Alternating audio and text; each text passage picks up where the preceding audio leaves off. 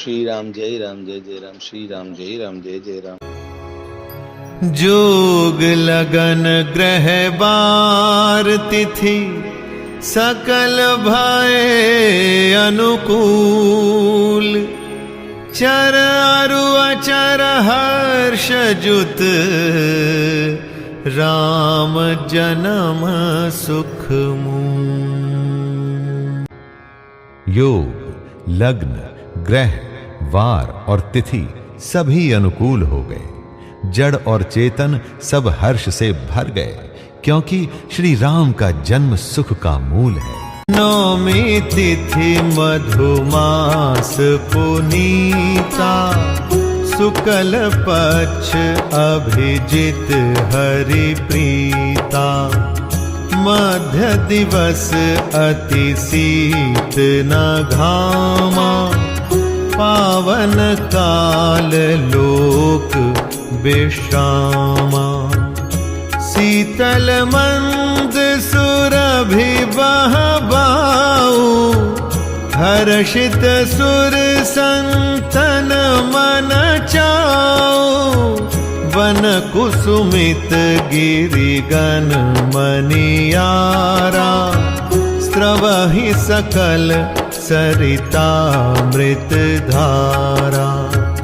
सो अवसर बिरंचि जब जाना, चले सकल सुर साज विमाना, गगन बिमल संकुल सुर जूथा, गावहि गुण गंधर्व बरूथा, बरषहि सुमन सुअंजुलि साजी, गह गहि गगन दुंदुभि बाजी, स्तुति करहि नाग मुनि देवा, बहु विधि लावहि निज निज सेवा। सुर समूह बिनती करी, पहुँचे निज निज धाम,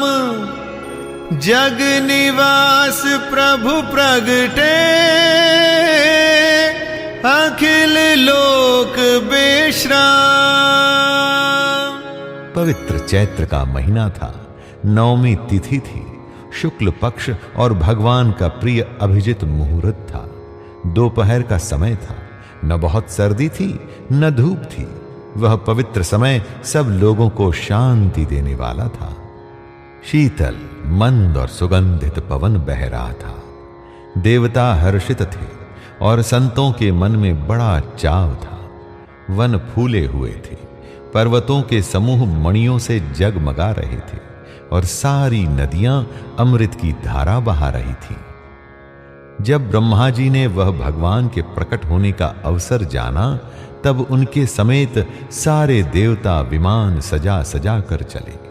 निर्मल आकाश देवताओं के समूहों से भर गया। गंधर्वों के दल गुणों का गान करने लगे और सुंदर अंजलियों में सजा सजा कर पुष्प बरसाने लगे। आकाश में घमाघम नगाड़े बजने लगे। नाग मुनि और देवता स्तुति करने लगे और बहुत प्रकार से अपनी अपनी सेवा भेंट करने लगे। देवताओं के समूह विनती करके अपने अपने लोक में जा पहुंचे। समस्त लोकों को शांति देने वाले जगदाधार प्रभु प्रकट हुए। भय प्रगट कृपाला दीन दयाला, कौसल्या हितकारी, हर्षित महतारी, मुनि मनहारी, अद्भुत रूप विचारी, लोचन अभिरामा, तनु घन श्यामा, निज आयुध भुज चारी, भूषण वनमाला, नयन विशाला, शोभा सिंधु खरारी, कह दुई कर जोरी स्तुति तोरी केहि विधि करो अनंता। माया गुण ज्ञानातीत अमाना वेद पुराण भनंता। करुणा सुख सागर सब गुण आगर जेहि गावहि श्रुति संता। सो मम हित लागी जन अनुरागी भयउ प्रगट श्रीकंता। ब्रह्मांड निकाया निर्मित माया रोम रोम प्रतिवेद कहे। मम उर सोबासी यह उपहासी सुनत धीर मति थिर न रहे। उपजा जब ज्ञाना प्रभु मुस्काना चरित बहुत विधि कीन चहै। कही कथा सुहाई मात बुझाई जेहि प्रकार सुत प्रेम लहै। माता पुनि बोली सोमति डोली तजहु तात यह रूपा। कि जैसी सुलीला अति प्रिय शीला यह सुख परम अनूपा। सुनि बचन सुजाना रोदन ठाना होई बालक सुर भूपा।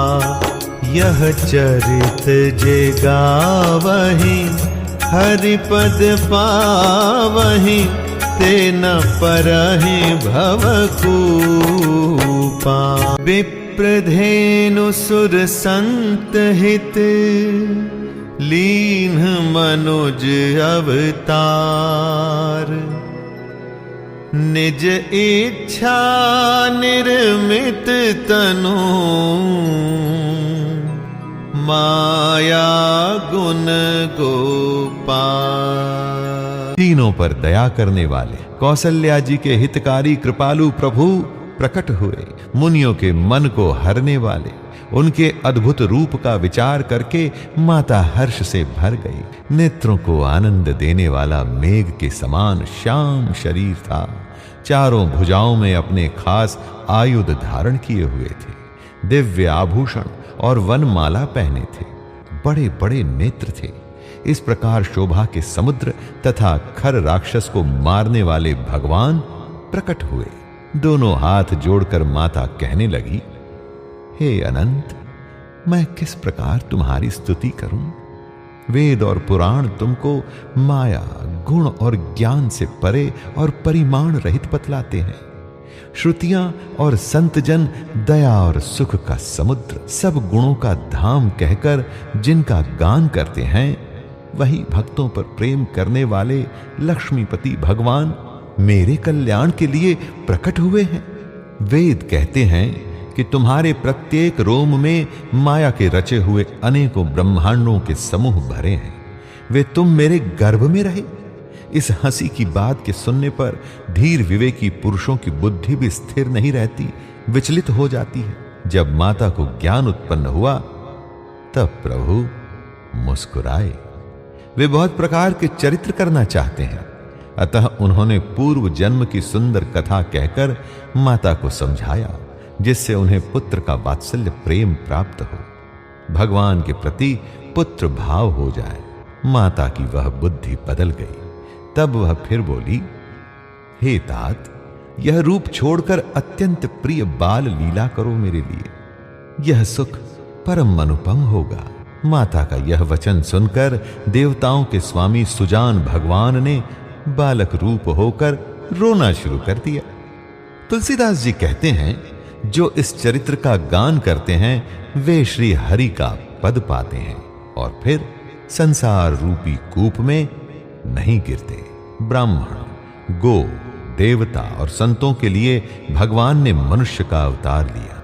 वे अज्ञानमयी मलिना माया और उसके गुण सत, रज, तम और बाहरी तथा भीतरी इंद्रियों से परे हैं। उनका दिव्य शरीर अपनी इच्छा से ही बना है, किसी कर्म बंधन से परवश होकर त्रिगुणात्मक भौतिक पदार्थों के द्वारा नहीं।